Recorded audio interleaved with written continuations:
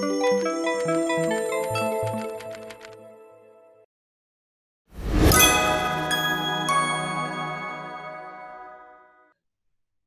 everybody. Adam Parks here with another episode of Receivables Roundtable. Today, I'm here with my friend Ray Peloso, who is the CEO of Katabat, and wanted to have a discussion about what I consider to be a really important and current topic, which is the new Regulation F rules. How you doing today, Ray?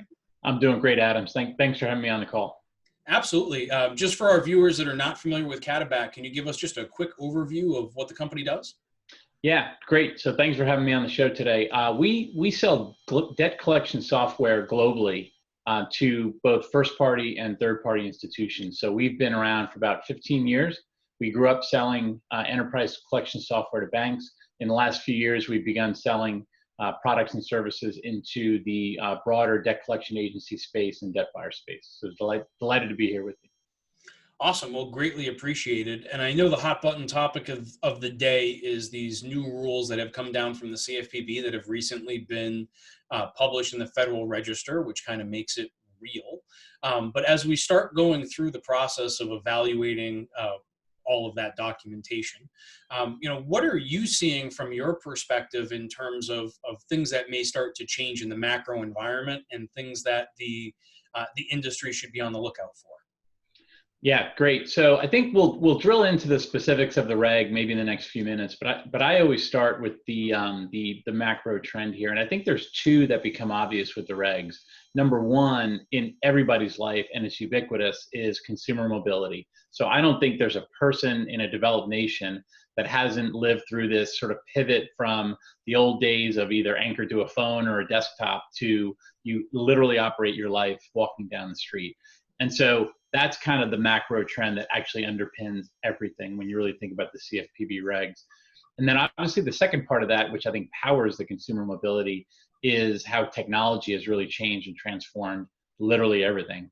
And so you could unpack any industry, any category, and probably as of 2020, any industry undergoing change is being driven by technology. And you could run through multiple industries to sort of think about that.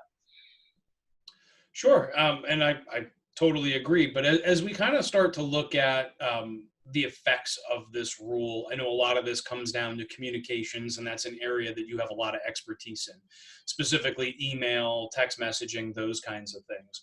So tell us a little bit about, maybe some of the pivots that you guys are looking at in terms of the service offerings that you're going to be, kind of evolving, or how your service offerings will evolve based on these new rules.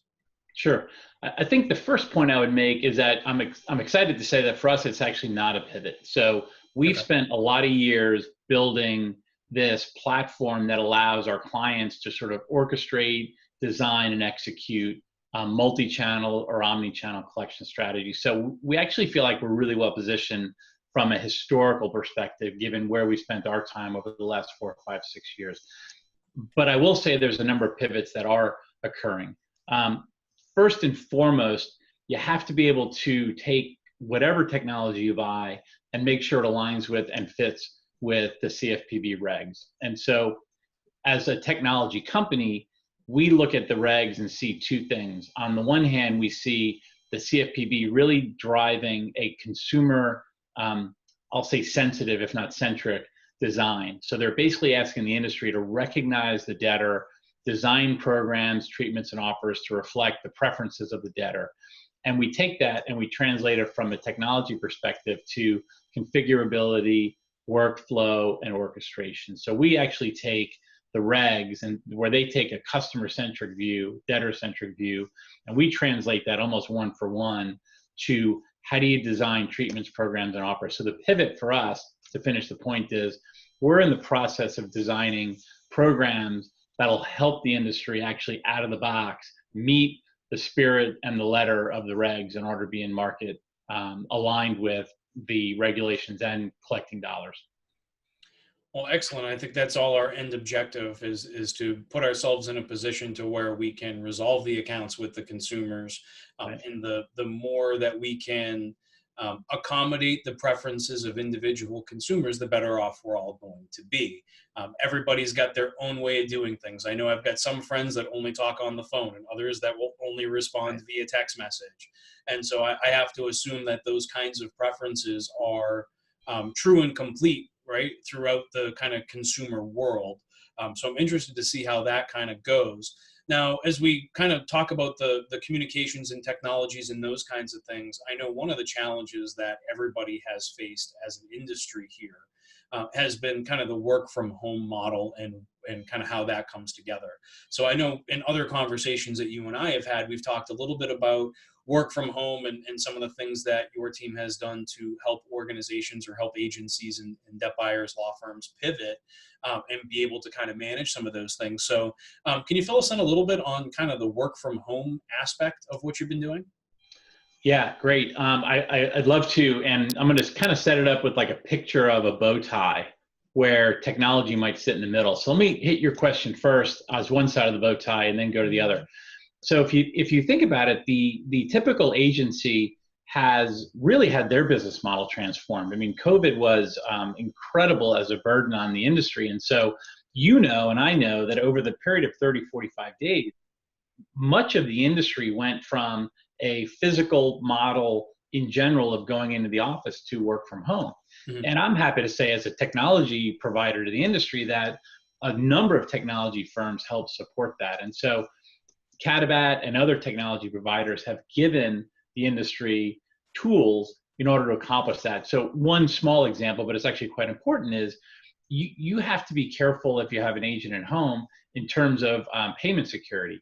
And so masking credit card account numbers and having tools available where the agency can monitor and control that experience in a way that gives their clients confidence, because you don't want to go back to your first party bank with anything but an affirmative statement that all of your compliance and controls are in place. And so Katabat, as well as other technology providers, have been really putting a lot of innovation out there to enable the industry to adopt the work from home model. Yeah, I'm sure it was extraordinarily difficult because I didn't sit in the seat of the agency, but from the outside looking in, I'm thoroughly impressed at how the industry really seems to have been able to make that shift in not that long a period of time. Now, the other side of the bow tie, and then I'll stop talking, is the same thing applies to the debtor. So what's happening now is both sides of that historical conversation, the collector and the debtor, are actually having a completely different experience in not a very long period of time.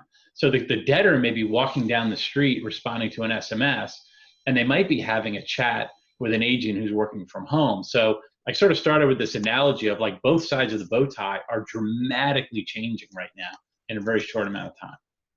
Well, that kind of brings me to my next question here. One of the things that I always get a little frustrated with when I'm dealing with a third-party company is the fragmentation of the communication channels. And I know we've used the word omnichannel, and I know that that's definitely a popular buzzword these days.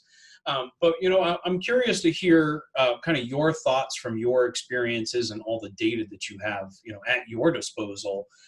What does that look like, and how can organizations be providing a more cohesive experience across the multiple communication channels? Yeah, great question. So we deal with that question all the time. So you can imagine the typical agency, the amount of inbound sales inquiries they're getting. Every technology provider out there is calling on them, right? So you're sort of hearing from your SMS vendor, and then you're hearing from your dialer vendor, and then you're hearing from your software vendor. And so it can be actually quite overwhelming. From our perspective, I always try to use a simple use case, which is what our solution can provide you is you can design a program, a treatment for Adam. Hey, I want to make Adam an offer, and I'm willing to talk to him in the following channels. And oh, by the way, if he notifies me when I send him an email that he doesn't want to be communicated by email, but he is willing to be to take a phone call, the ability of the technology to actually see across all of those different decisions is what's important, because really this goes back to consumer power and consumer mobility. The consumer gets to dictate how you, the agency, interact with them. And so, for example, to go back to the regs, there's things like document management, there's consent management. These in technology terms are workflows and data and orchestration. So many of our clients will start with, I want to make sure I have consent. So let me present to you a series of questions and have you click a button and get your approval for consent. And the consent can be ways I can communicate with you, and then I can run that consent across the life of my relationship with you, because there's things I know about you.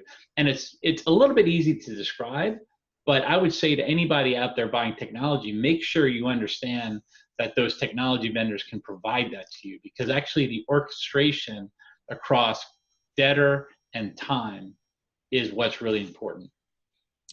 Interesting. I like the perspective, and I think it's a challenge that a lot of organizations are facing these days. And I definitely look forward to kind of learning more about the platform. And I've had the opportunity to kind of work with you guys a little bit and learn a little bit more about the company over the past couple of months, which I really appreciate.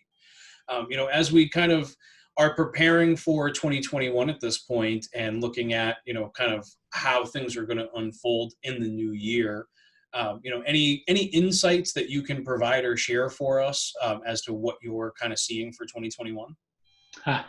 I'm not sure these are insights, but I'll tell you that the overwhelming tone of conversations I've had in the last 6 months is the industry is accepting and frankly excited about all of the transformation going on. So today's talk is about the CFPB regs, and the regs are sort of the backdrop around which the industry is really shifting the operating model. And I think that's super exciting, and most people I've talked to are super excited about it. So you and I have been around for a while. 2, 3, 4 years ago, I think there was a lot of but almost caution around change. And I think 2020 was the year that any reluctance, any hesitation has largely been discarded, right? And so I see actually, to the extent that's an insight, I see an acceleration over the next 2, 3, 5 years in this industry where you can use technology to drive kind of operating improvement. You can use data to provide better offers and interactions. And so you can almost see a snowball effect as this acceptance and embracing of change really does accelerate, in my opinion. Excellent. I think that's really good insight. I had not really considered it from that perspective of the fact that people underwent so much change in 2020 that changing is not going to be as scary going forward.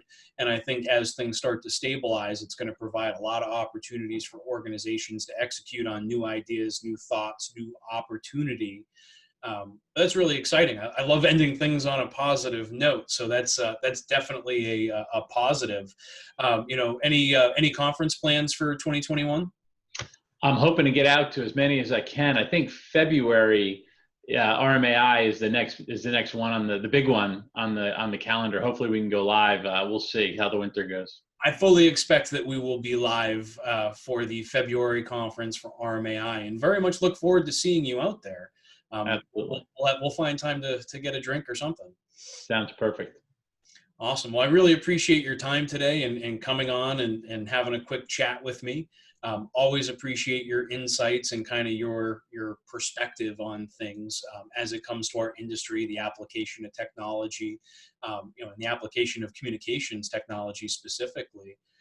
For those of you that are watching, greatly appreciate your time today as well. If you have any additional questions for Ray or myself, feel free to comment below. We'll be happy to answer questions.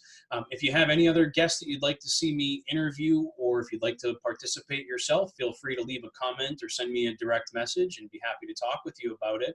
But for everybody, looking forward to seeing you at the RMAI annual conference here in the near future in February out at the Aria Hotel in Las Vegas, and talk to you all soon. Thanks so much. Great chatting with you, Adam. Thanks, Ray. Bye-bye.